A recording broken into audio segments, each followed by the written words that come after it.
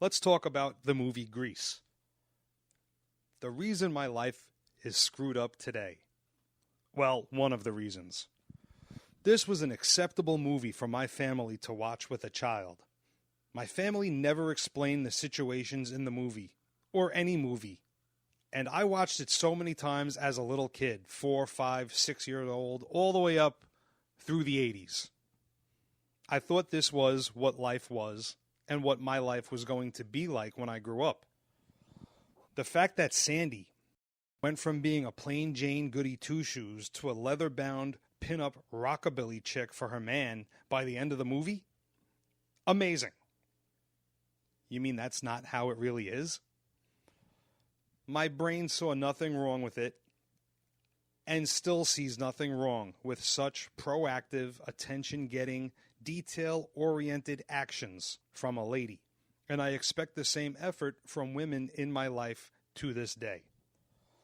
Relationships have been ruined because of it.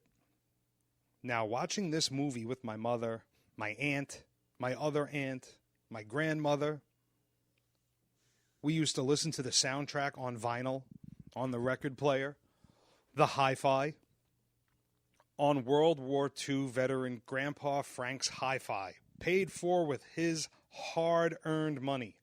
The soundtrack to the movie that warped my childhood and what I thought my future would be like.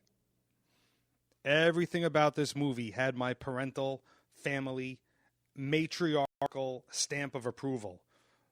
The Catholic, the Italian Catholic family's stamp of approval. A movie about summer loving, fighting, racing, premarital sex. What? Yeah. In fact, the whole end of the movie is a celebration of the fact that Rizzo can clear her mind and is now free of the thoughts that had she swallowed Kenicki's load that time in the back seat at the drive-in. You know the part I'm talking about, right? The movie scene at the drive-in. Let's all go to the lobby. You know, the popcorn dancing, the sodas, the 3D glasses. Yeah, when Ratface backed up into Kenicki's car. Yup, that scene. Kenicki had just, not 2 seconds before bumper-to-bumper contact, emptied his balls well into Rizzo's dumpster cunt. When you see them pop their heads out of the top of the car, his dick and balls were still out of his pants, dripping, semi-hard. She was still half unconscious from the relentless cock action, 'cause she came. Oh, sure, she's a good girl. She knows how to take it. And she fucking loved it. And how would you feel if you had just been rammed into while enjoying your fella's cock in the back seat? She wasn't even acting. Old Stockard Channing easily channeled the time she had multiple orgasms in the back of a sedan. Go ahead. Go check it out. Go look at her face during that part. That's exactly the state one would be in at that moment in time. Check it out. As hideous as she may look, that's her O-face. So, the entire end of the movie is a celebration that Rizzo no longer has to think about the fact that had she swallowed Kenicki's load, her life would be different. A celebration of the fact that she no longer has to think about what's she going to tell mommy and daddy. Because this was back in the 50s. She didn't have too many options. She was either going to have the baby in secret, raise it as her sister, in hiding, the family secret, the family shame. Or her parents were going to drive her to a clinic for an abortion.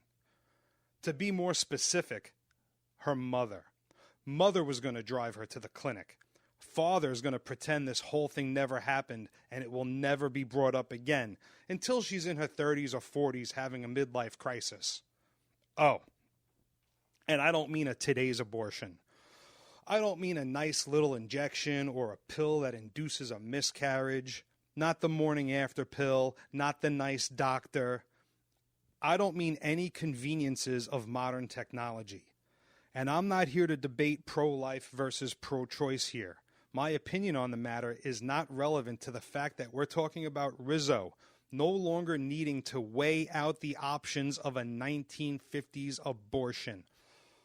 A back alley abortion where the remnants of whatever gets scraped out of you are discarded in the same dumpster as Lo Chan's Happy Panda restaurant.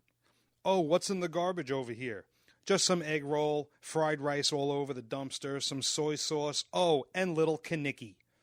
Yeah, that type of abortion.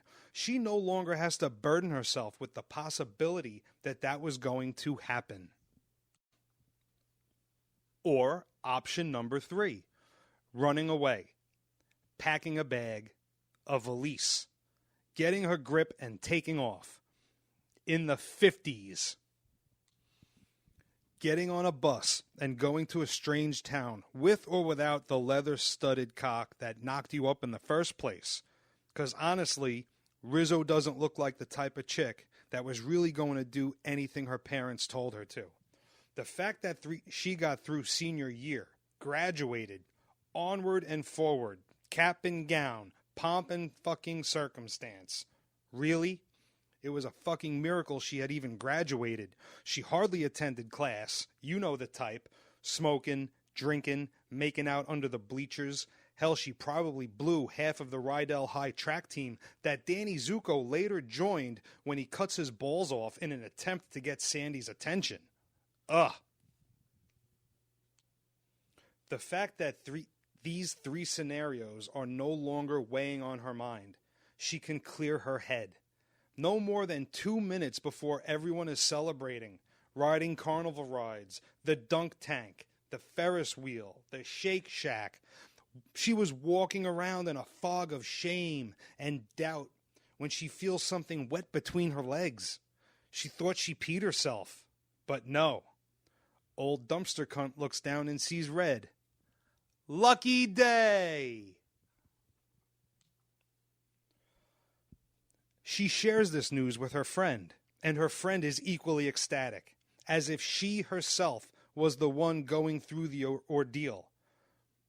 Oh, the mental torture, the anguish, the sleepless nights. You would have thought that she had gotten knocked up.